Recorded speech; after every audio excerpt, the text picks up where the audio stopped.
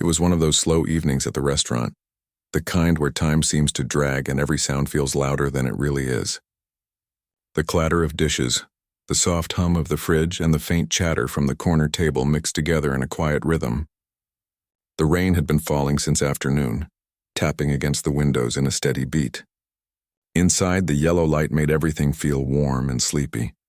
He moved from one table to another, wiping surfaces, refilling glasses, checking plates before taking them out.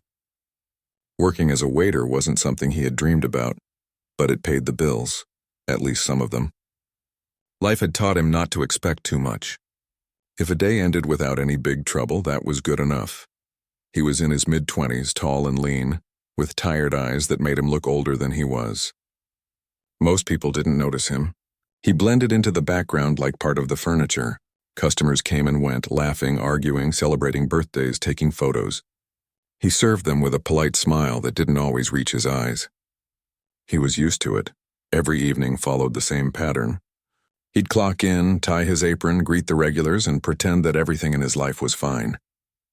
But inside he carried the weight of too many worries. Rent was due soon.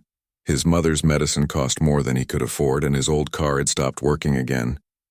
He didn't complain, though. Complaining didn't fix anything. He just worked harder, stayed late, picked up extra shifts whenever he could. The restaurant owner liked him for that. Quiet, dependable, never making a fuss. That night, the storm outside grew heavier. The windows trembled a little when the wind hit them. The restaurant wasn't empty, but it wasn't busy either. A couple sat near the back, whispering to each other. Two old friends were laughing near the bar. And by the window, an older woman sat alone, eating slowly. He noticed her when he brought her tea. She looked gentle, the kind of person who didn't talk much but saw everything around her. Her gray hair was tied back neatly, and she wore a dark coat that looked a little too big for her small frame. She smiled politely when he set the cup down and thanked him softly. There was something about her face, something familiar, though he couldn't place it. Maybe she reminded him of someone he'd met before. Maybe it was just her kind eyes. He brushed the thought aside and went back to work. As the evening dragged on, he found himself glancing at her table again. She didn't look sad exactly, but there was a kind of loneliness in the way she stared out the window, watching the rain slide down the glass. Every now and then she would look at him, just for a second, as if studying his face. He found it strange, but didn't think much of it. People came to restaurants for all sorts of reasons.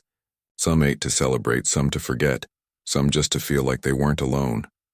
When her plate was empty, she folded her napkin carefully and placed it on top. Then she stood up, pulled a few bills from her purse, and walked out quietly, the little bell on the door chiming as she left. He went to clear her table. The tea was half finished, the plate spotless.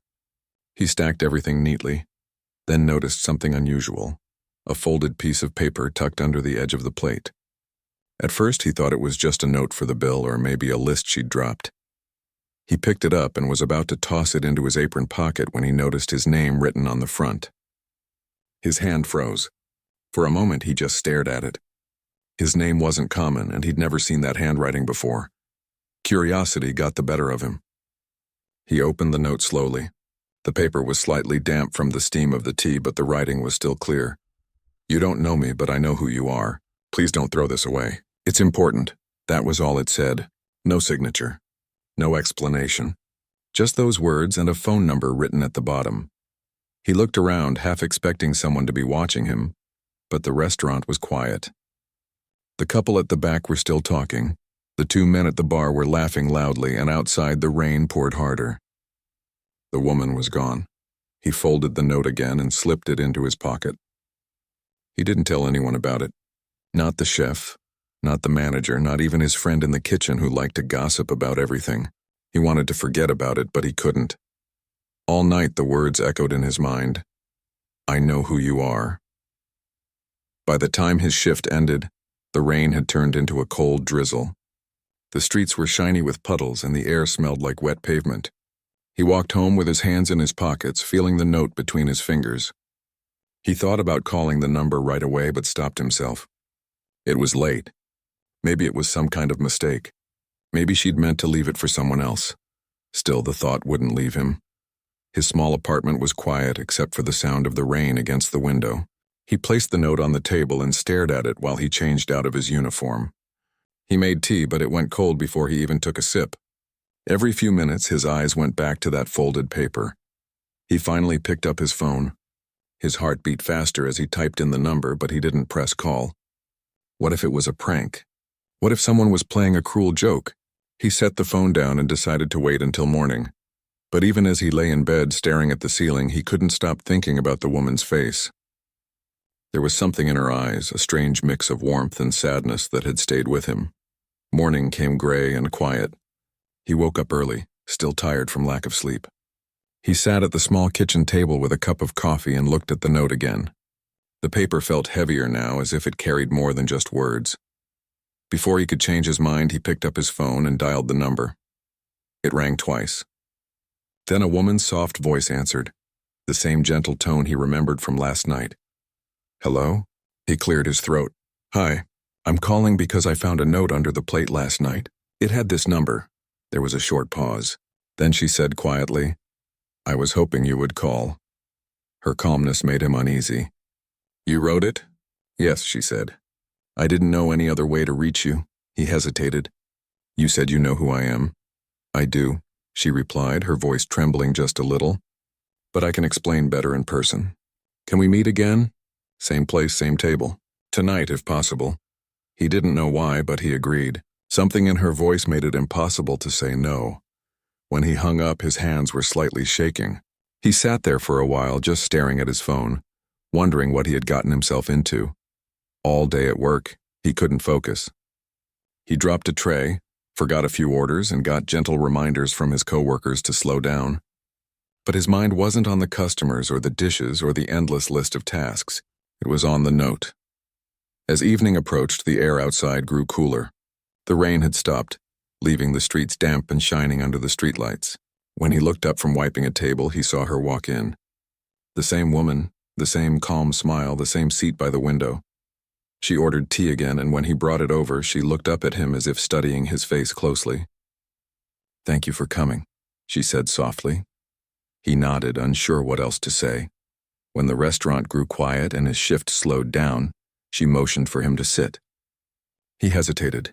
He wasn't supposed to sit with customers, but something told him this moment was different. He sat across from her, feeling his heart beat in his chest.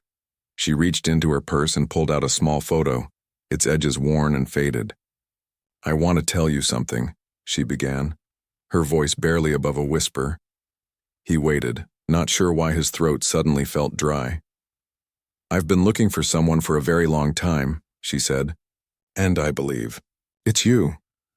The words hung in the air between them, soft but heavy. He didn't know what to say, didn't even understand what she meant.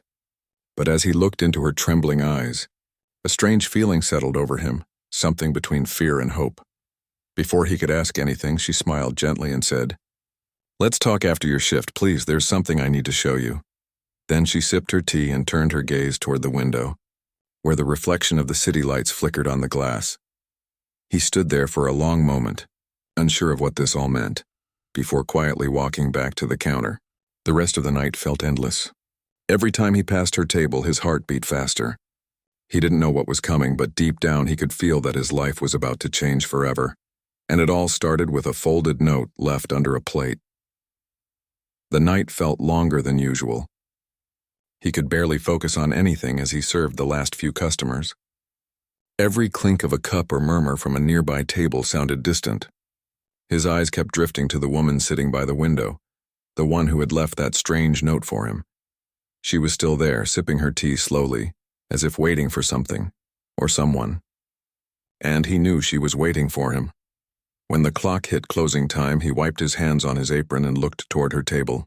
She smiled softly and nodded, like she understood that he was finally ready.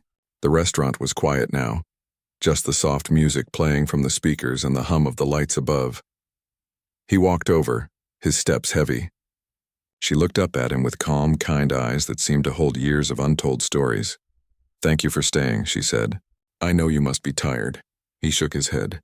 It's fine, I don't understand. You said you've been looking for me. She placed her cup down gently and took a slow breath. Yes, she said. For a very long time. He pulled out a chair and sat across from her. His heart was beating so loudly that he wondered if she could hear it. I didn't know how to reach you, she went on.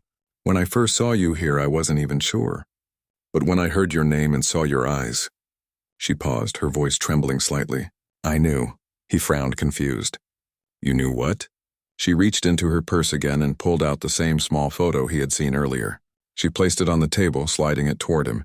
He looked down. It was an old picture of a newborn baby wrapped in a white hospital blanket. The edges of the photo were faded, the ink slightly smudged from time. On the back there was a name written in neat, careful handwriting. His name. He stared at it, his chest tightening. For a moment he couldn't speak. He didn't know whether to laugh, cry, or walk away. That's you, she whispered. That's the day you were born. He shook his head slightly, almost in disbelief. I think you're mistaken. I don't know you, her eyes softened. I know you don't, she said quietly. And that's my fault. He leaned back in his chair, trying to make sense of what she was saying. He had grown up in foster care, bouncing between homes, never staying long enough to belong anywhere. No one had ever told him much about where he came from. He'd stopped asking when he was a teenager. It hurt too much to care. The woman looked down at her hands, her fingers trembling. I was very young when I had you, she said. Things were difficult. I didn't have support, and I made a decision that haunted me for years. I thought I was doing the right thing, but I've regretted it every single day. Her words hit him hard. He wanted to speak, but no words came out. His throat felt tight. I searched for you, she continued, her voice shaking now. But every time I thought I found a clue, the trail went cold. I didn't even know if you were still in the same city. Then one day, my neighbor showed me a photo on social media. It was the restaurant's page. You were in the background of a group picture. The moment I saw you, I just knew. He blinked, trying to process it all. You came here because of that? She nodded. Yes, I came a few times, but I couldn't bring myself to talk to you. I didn't want to scare you or make you think I was some strange woman bothering you. So I left the note. The room felt still. The world outside seemed far away. He looked down at the photo again, tracing the edges with his fingers. It felt unreal. Could it really be true? Could this woman sitting across from him, with her warm but tearful eyes, really be his mother? The person he'd imagined meeting so many times as a kid, only to give up hope as he got older? He whispered, almost to himself, I don't even know what to say. You don't have to say anything, she said softly. I just wanted you to know the truth. He looked up at her, and for the first time he noticed the way her hands trembled when she lifted her cup. She wasn't just nervous, she was afraid that he might walk away. I'm sorry, she said suddenly, tears filling her eyes. I know I can't undo the past. I just needed to see you, to tell you that I never stopped thinking about you. Not one day. He sat there quietly. A strange mix of emotions swirled inside him. Anger, confusion, sadness, and something else he couldn't name. He wanted to ask her why she left, why she didn't come sooner, why she thought this was the right time. But when he saw the pain in her face, all those questions faded away. The truth was, part of him had always felt like something was missing in his life, a hollow space that no amount of hard work or success could fill. Now sitting across from her, that space began to stir, like it was waking up after years of silence. He sighed softly. I don't know how to feel right now, he said honestly. She nodded, wiping a tear. You don't have to know. Just take your time. I didn't expect forgiveness. I only wanted a chance to tell you that you were loved, even when I wasn't there. For a long moment, neither of them spoke. The restaurant lights flickered softly, the sound of rain starting again outside. Finally, she opened her purse again and pulled out a small folded paper. This was the address of the hospital, she said. And this, she held up a tiny knitted blanket. This was yours. I kept it all these years. He reached out slowly and touched the fabric. It was soft but worn, the kind of thing that carried memories you could almost feel. Something broke inside him. A wall that had been there for as long as he could remember began to crack. He didn't cry, but his chest felt heavy with emotion. She smiled faintly. I didn't come here to ask for anything. I just wanted you to know you weren't abandoned because you weren't wanted. Life was cruel back then, but I never stopped loving you. He took a deep breath and nodded. I don't know what happens next, he said quietly. She looked at him gently. Neither do I. Maybe we can start by having tea again. No expectations, just two people getting to know each other. He managed a small smile. I think I'd like that. She smiled back, and for the first time her shoulders seemed to relax. They sat there for a few minutes, not saying much, just letting the silence stretch comfortably between them. When she finally stood to leave, she placed her hand softly on his arm. Thank you for listening, she whispered. That's more than I could have hoped for. He nodded, unable to speak. After she left, he stayed in his seat for a long time, staring out the window. The rain glistened under the streetlights, and the city looked softer somehow, quieter. He reached into his pocket and took out the note again, the same note that had started all of this. He unfolded it and read the words once more. You don't know me, but I know who you are. Please don't throw this away. It's important. No, he understood. He folded it carefully and slipped it back into his pocket, this time with care, almost like it was something sacred. As he turned off the lights and locked the restaurant door, a strange feeling washed over him, a mix of peace and confusion. For the first time in years, he didn't feel entirely alone. He walked home through the quiet streets, his shoes splashing in shallow puddles. The cool air brushed against his face, and he found himself thinking about what she had said, about the years they had lost, and about what could still be found. When he reached his apartment, he placed the photo and the little blanket on his table. He sat there for a long while, staring at them. He didn't know what tomorrow would bring. He didn't even know if he was ready to face all the emotions this truth would stir up. But one thing he did know was this. Life had given him a second chance at something he thought he would never have. A family. And it all began with a simple note hidden under a plate. The next few days felt different. He woke up every morning with the same thought circling in his mind. The note, the photo, the woman who claimed to be his mother. It didn't feel real yet. It felt like something he'd dreamed and couldn't shake off. He still went to work, still smiled at customers, still carried trays and cleaned tables like always. But inside, he was somewhere else. Every time the doorbell rang, he looked up, half expecting her to walk in again. His coworkers noticed he was quieter than usual. You okay, man? One of them asked while stacking plates. He nodded, forcing a smile. Yeah, just tired, but it wasn't just tiredness. It was the weight of too many emotions pressing down at once. Part of him wanted to believe everything she'd told him. Another part was scared. Scared it might not be true, scared of hoping again only to be hurt. That evening, as he wiped down the counter, he looked out the window and saw her across the street. She was standing under an umbrella watching the restaurant from a distance. When their eyes met, she gave him a small, nervous wave. He froze for a moment, then stepped outside. Hi, he said, his voice quiet. Hi, she replied softly, smiling. I didn't mean to bother you. I was just passing by. He nodded, unsure of what to say. You can come in, you know. It's warm inside. She hesitated, then nodded, only for a few minutes. Inside, they sat at the same table by the window, the place where everything had begun. She looked around as if memorizing every detail. You know, she said, I used to come here even before I saw your photo. It's funny how life circles back like that. He smiled faintly. I guess it does. They sat in silence for a bit. Then she reached into her bag again and placed a small stack of papers on the table. I brought these, she said.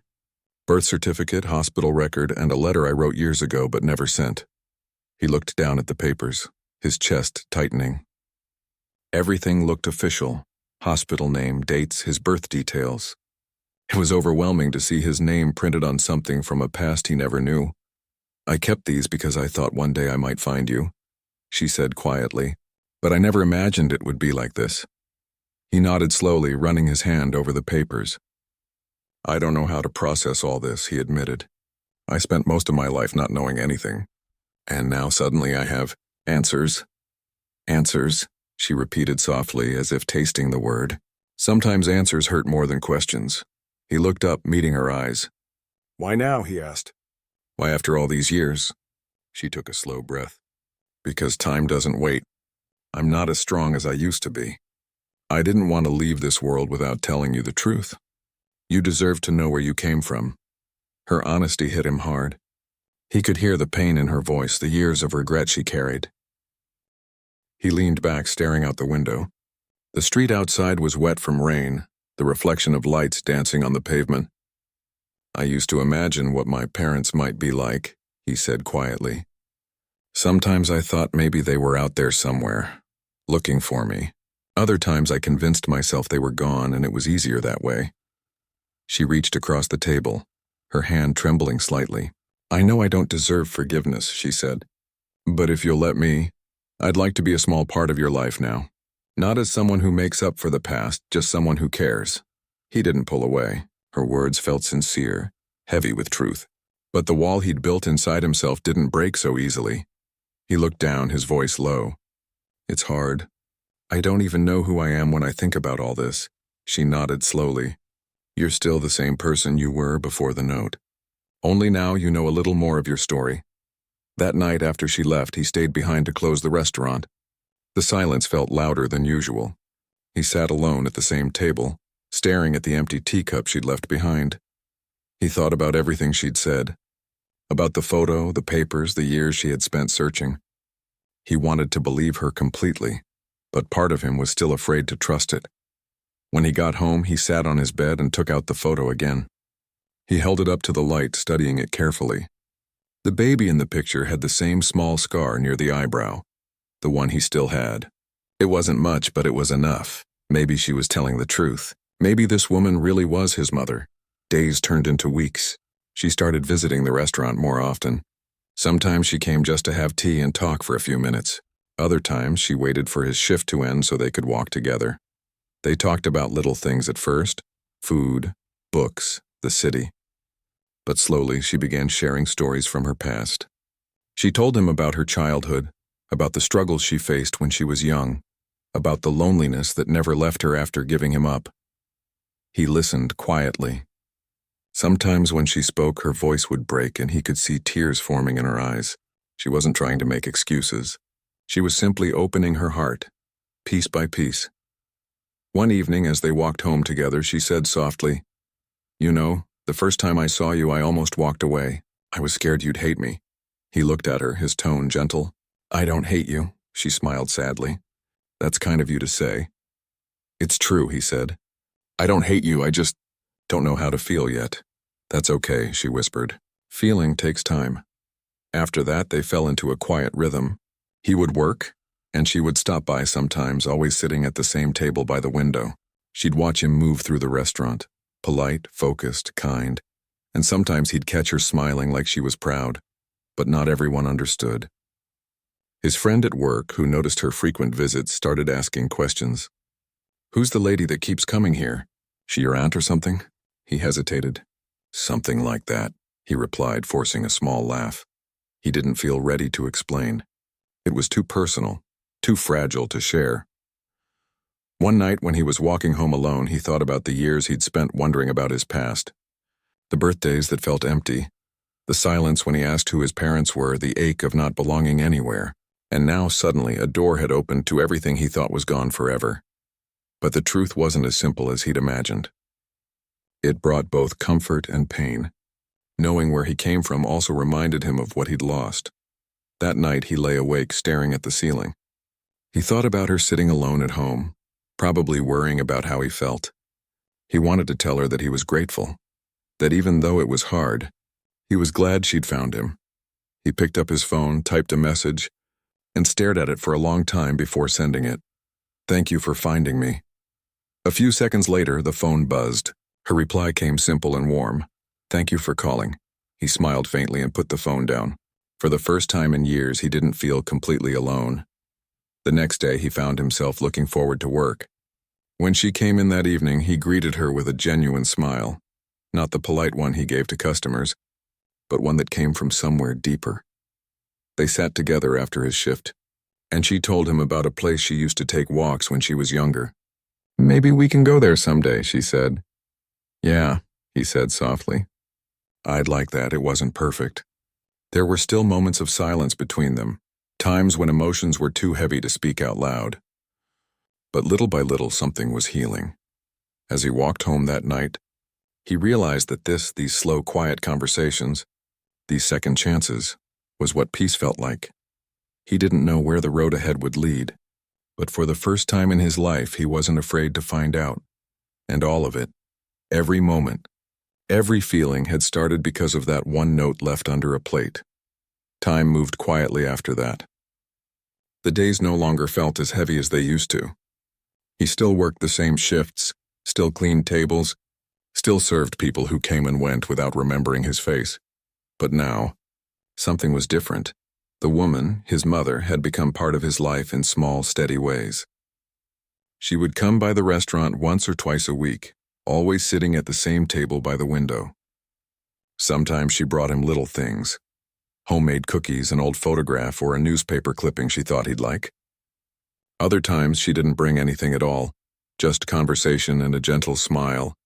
It was strange how quickly her presence began to feel normal. For years he had imagined what it might be like to have a mother. He'd pictured warm hugs, shared laughter, maybe even fights over silly things. But now that she was actually here, he realized it wasn't about big moments. It was about the small ones. The quiet talks, the comfort of knowing someone was there. Yet deep inside there was still something he didn't understand. Something she hadn't told him yet. He could feel it in the pauses between her words, in the way her eyes sometimes looked far away as if hiding a secret. One evening, as he was finishing his shift, she asked softly, "Can we take a walk?" He nodded. The night air was cool and the streets were quiet. They walked side by side, their footsteps echoing softly on the pavement. After a while, she spoke. "There's something I haven't told you yet," she said gently. He looked at her, waiting. "When I first found out I was pregnant with you," she began, "I was only 19. I was scared and I didn't have anyone to help me. The man I was with back then, he didn't even know I was expecting. He left before I could tell him." He stayed silent, letting her speak. "I wanted to keep you," she continued, "but life was cruel. I was living in a small rented room, barely earning enough to eat. The people around me said it would be selfish to bring you up in such conditions. They told me it was better to give you away to someone who could care for you." She stopped walking for a moment and turned to him, her eyes glistening in the streetlight. "I believed them. I thought I was doing what was best. But the moment I handed you over, I knew I'd made the biggest mistake of my life." Her voice trembled as she went on. "I tried to find you later, but by then the adoption agency had closed down. The records were gone. I spent years searching, going from one office to another, writing letters that no one answered." He felt a lump in his throat. "You did all that?" She nodded. "Yes, I never stopped. Even when I had nothing left, I still prayed that one day somehow I'd see you again." They stood in silence for a long time. The wind carried the faint smell of rain and city dust. Finally, he spoke softly. "And you recognized me just from a photo?" She smiled faintly. "I know it sounds impossible, but when I saw that picture online, the one from the restaurant's page, something inside me just knew. It was the same feeling I had the day you were born. I recognized your eyes. They're exactly like your father's." He turned to her, surprised. "You knew who my father was?" Her smile faded slightly. "Yes, but I never told him. He had already moved on with his life and I didn't want to ruin it. He passed away a few years ago." He looked down, feeling a strange ache in his chest. He had imagined his father countless times. Tall, kind, strong. But now the image of him existed only in stories he would never hear firsthand. "He never knew about me?" he asked quietly. She shook her head. "No, but he was a good man. You would have liked him." They kept walking. Neither of them spoke for a while. The city lights shimmered on the wet pavement and the hum of distant traffic filled the silence between them. After a few minutes, she said softly, "I wanted to tell you everything before it was too late. I don't know how much time I have left." He stopped walking and turned to her quickly. "What do you mean?" She hesitated, then gave a small, tired smile. "I'm not sick the way people usually think of sickness. I get weaker sometimes. My heart isn't as strong as it used to be. The doctors say I have to take it easy." He felt a rush of worry. "You should have told me." "I didn't want to scare you," she said gently. "I've lived my life with enough regret. I just wanted these days with you to be peaceful, not filled with hospitals and sadness." He took a deep breath, trying to steady his voice. "You're not alone anymore. You don't have to go through it by yourself." She looked at him with a soft expression, her eyes shining. "You don't know how much that means to me." For the first time, he reached out and held her hand. It was warm and fragile, but steady. "We'll figure it out together," he said. She squeezed his hand lightly. "You sound just like him," she whispered. "Like who?" "Your father," she said with a smile. "He used to say the same thing whenever life got hard. We'll figure it out together." Something inside him broke open then, a mix of love, sadness, and gratitude. All those years he'd spent wondering if he mattered, if he belonged anywhere, were slowly being replaced by something softer. When they reached her apartment, she invited him in. The place was small but cozy, filled with books, old photos, and soft lighting. He noticed a framed picture on the table of a young man standing by a river. "Is that him?" he asked. She nodded. "Yes, that's your father." He stared at the photo for a long time. The man had kind eyes and a calm smile, and he could see traces of himself in that face. "He looks peaceful," he said quietly. "He was," she replied. "He would have been proud of you." He felt tears in his eyes, but he didn't try to hide them. For once he allowed himself to feel everything, the pain of what was lost, the beauty of what was found, and the strange way life sometimes gives back what it once took away. That night, as he walked home under the streetlights, he thought about everything she'd told him, about her struggles, her guilt, her strength. He realized that the note she'd left under the plate wasn't just a message. It was a bridge, one that had connected two lives that had been separated for decades. When he got home, he opened the drawer beside his bed and took out the note. It was a little worn now, folded so many times that the creases were almost permanent. He unfolded it and read the words again. "You don't know me, but I know who you are. Please don't throw this away. It's important." He traced the letters with his fingertip and smiled softly. She had been right. It was important. It was everything. The next day, he went to work with a quiet calmness he hadn't felt in years. The restaurant buzzed with customers, but he moved through the chaos with ease. He greeted people, carried trays, and even laughed with his coworkers. Later, when she came in for her usual tea, he noticed her watching him with pride. For a brief moment, he saw the world through her eyes, her son standing tall, working hard, living a life she once feared he'd never have. When he brought her the cup, she smiled. "You're happier today," she said. He nodded. "I think I finally understand something." She tilted her head. "What's that?" He looked at her and said softly, "That sometimes love doesn't arrive when you expect it, but it still finds you when it's meant to." Her eyes filled with tears and she whispered, "Yes, it does." That night, as he closed the restaurant, he thought about how every choice, every struggle, every small moment had led to this and to a note, a meeting, a truth that changed everything. He realized that sometimes the past doesn't just haunt us. It guides us quietly toward the things we're meant to find, and in his case, it had led him straight to her. Months passed, quietly but beautifully. Life didn't change overnight, yet everything felt different. The small restaurant still smelled of coffee and toasted bread in the mornings, and laughter still filled the air during lunch rushes. But now, every time he looked toward the corner table by the window, he smiled. That was her spot, his mother's. Sometimes she came in early before the rush started just to sit and watch him prepare tables. Other times she arrived late in the afternoon when things were calm, bringing a little basket with something homemade, soup, cookies, sometimes even just fruit. She always said, "You can't work all day without eating properly." He'd laugh and shake his head, pretending to complain, but deep down he loved every moment of it. Their bond grew stronger in the simplest ways.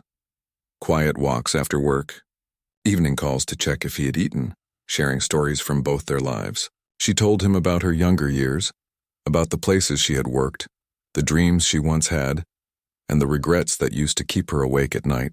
And he listened, not with judgment but with love, because now he understood how hard life could be, and how much courage it took for her to come back into his world after so many years.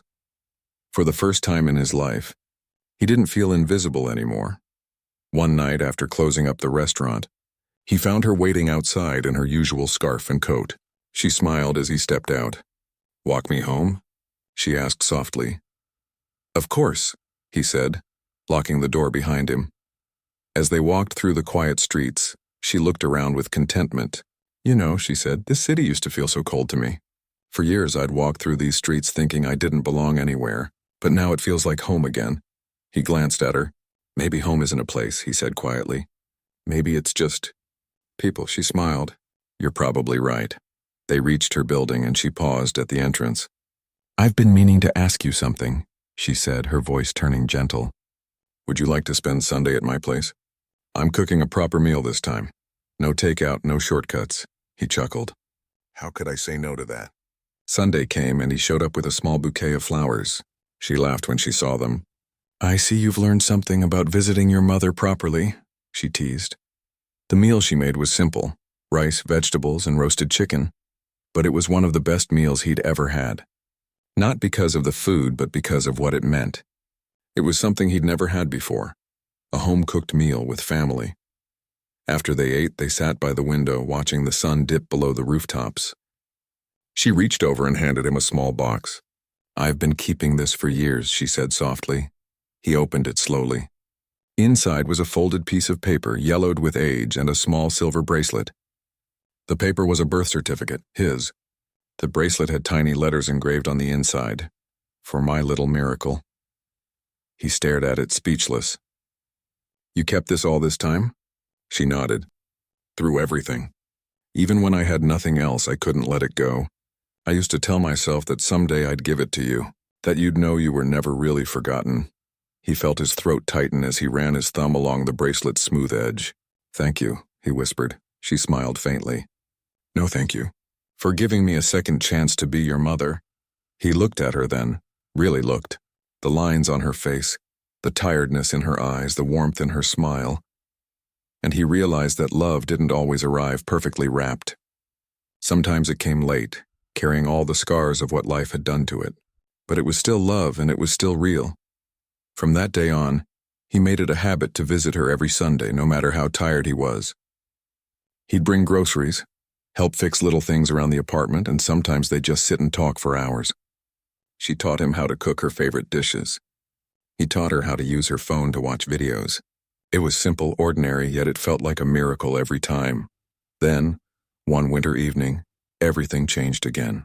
He got a call from her neighbor saying she'd been taken to the hospital. He rushed there, his hands shaking the whole way.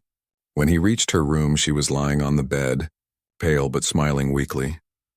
You didn't have to come so fast, she said softly.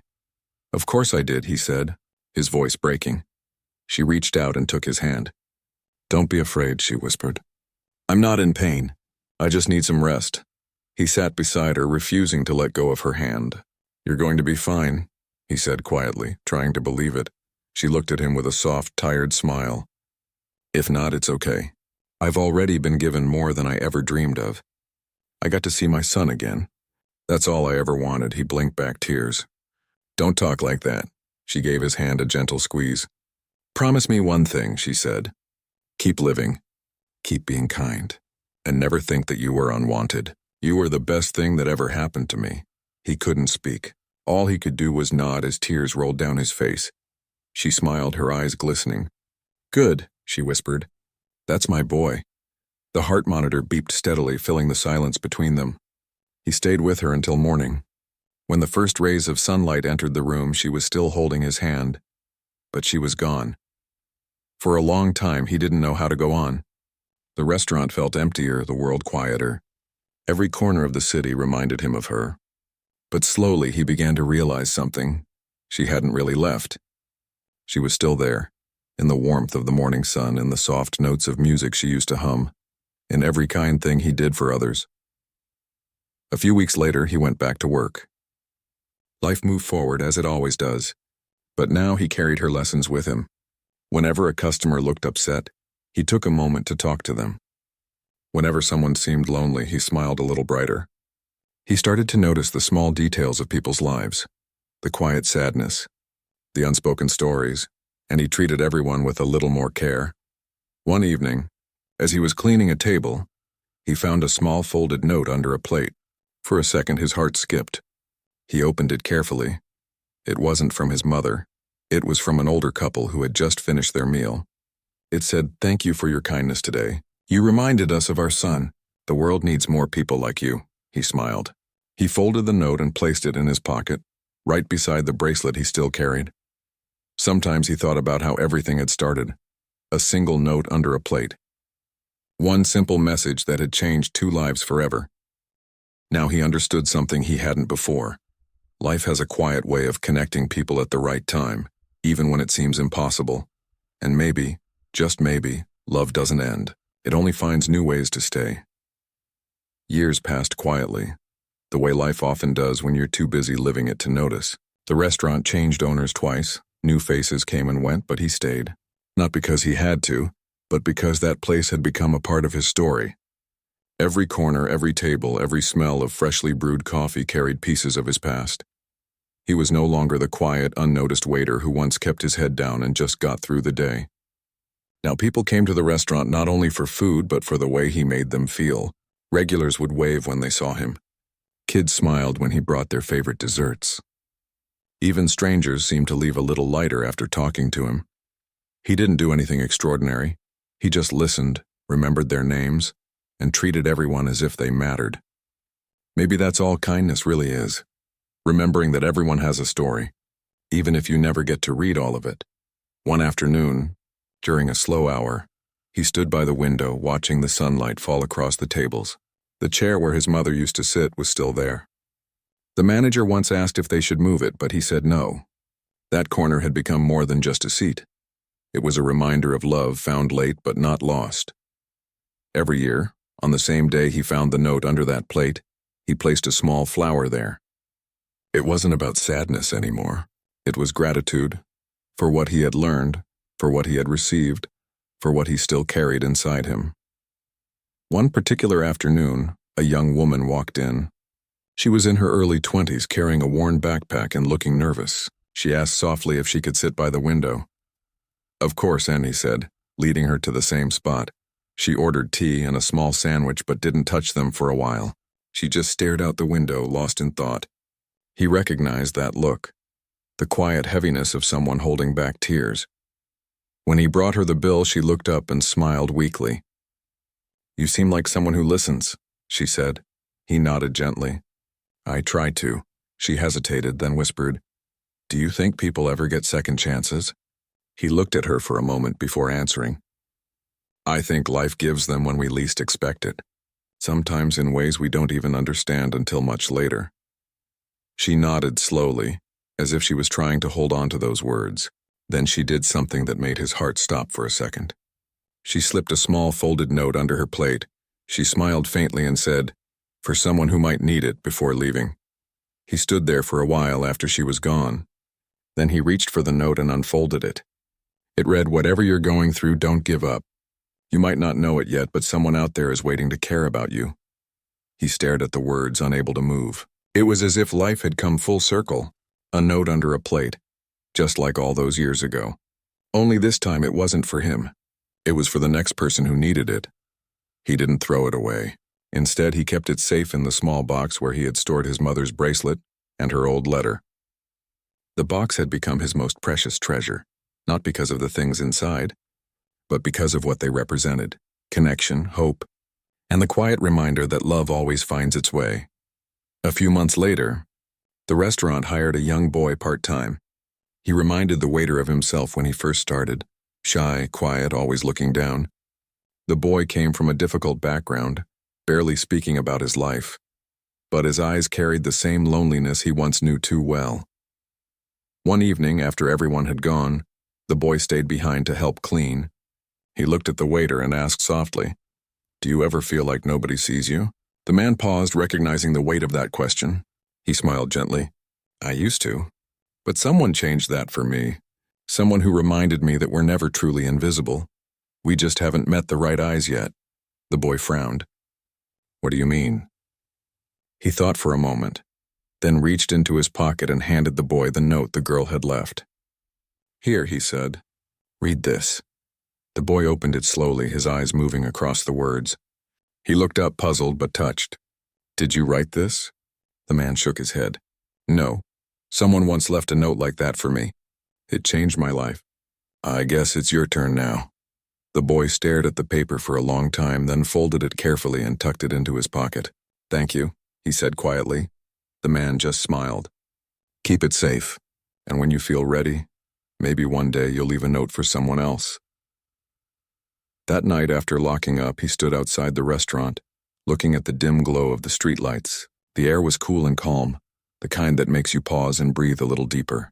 He thought about how strange life was, how everything could change from something as small as a folded piece of paper. Sometimes, he thought, maybe that's how love really works.